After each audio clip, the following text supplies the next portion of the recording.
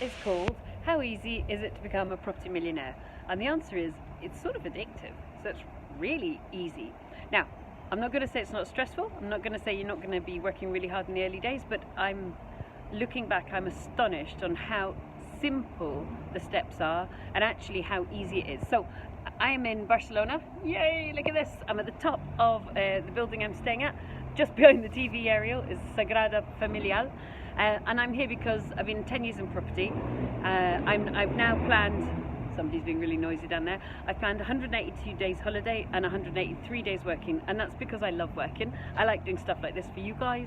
I like doing the education, the mentoring, I love all that. But actually I only work 2 hours a week on my property portfolio.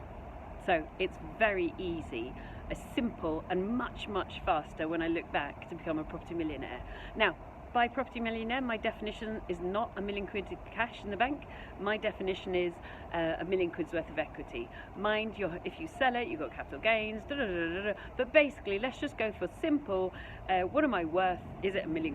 Yes, please. I mean, for me, it's way over now, which is super. And it was just sort of, I just kept going. I didn't even you know, when I first realised I was a millionaire, I mean, I hadn't even thought about it. I mean, obviously I have everything in spreadsheets. I know the value of everything. I know the equity position, the loan position, all that stuff. It's all very detailed for me.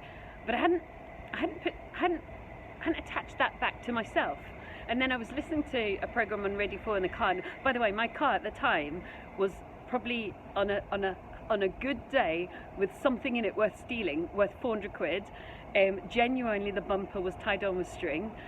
Sonny, my lifting coach, was like, Suze, it's embarrassing for me to even have you pull up in that car to a lesson. I was doing property events, and even I, who doesn't really care about external indicators of wealth, was thinking, so I was going to do property talks and things, and I was thinking, I wonder if I should just hide my car, because even though everything I'm saying is completely true, I don't feel my vehicle is representing my wealth, and therefore the validity of the facts of the business plan on how to get wealthy in property, which is what I was doing talks about. And a good friend of mine, Paul Ribbons, was like, Suze. So in the end, yes, anyway, so I was in this car. It wasn't even worth 400 quid, and that was probably counting the string that was tying the bumper on, and that was about £2.50. And I was listening to Radio 4, and it just started talking about capital gains, and I suddenly realised how much of multiple millionaire I was. And I just drove round a roundabout. I just drove round this roundabout like 8 times, because the penny...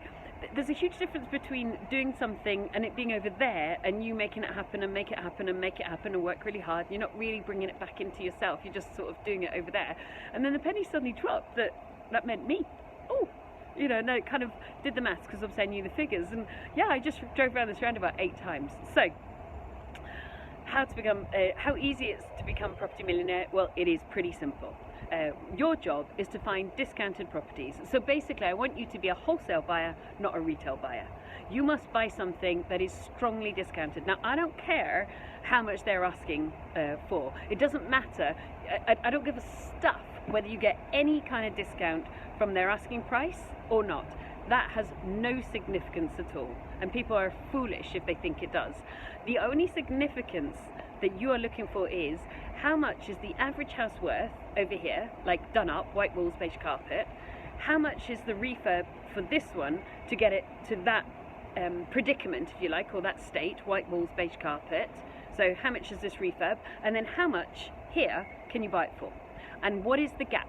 And if that gap is 50 grand, which it really regularly was for me, then you only need to buy 20 properties and you're a millionaire. If that gap is 40 grand, which it really regularly was for me, you need to buy 25 properties and you'll be a millionaire. But Suze, hang on, how can I do that?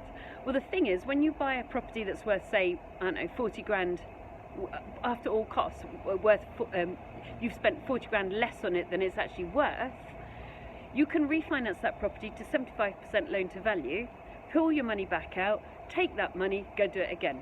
And do you see why I said it was addictive? Because once you've got the hang of how to do that, you just go and do it again and again and again. We did on average about 50 deals a year for 5 years. Like, And it was just as normal as breathing to me to buy a discounted property every single week. So it's actually very simple, and I've given you the bones and skeleton. I want you to have a good explore of our YouTube to give you much more detail, and have a look at the deal sourcing playlist, have a look at the raising private finance playlist, have a look at the auction playlist, have a look at all the other playlists. Do two things for me. One, subscribe to the YouTube videos now, because they're going to be really useful to you. And two, hop over to our website. It's thegoodpropertycompany.co.uk. I've written tons and tons and tons of really good stuff for you guys. I like producing good quality material. It's more beautifully designed than my shaky camera skills. Alright, so that's thegoodpropertycompany.co.uk, and subscribe now to the YouTube vids. See you soon. Bye.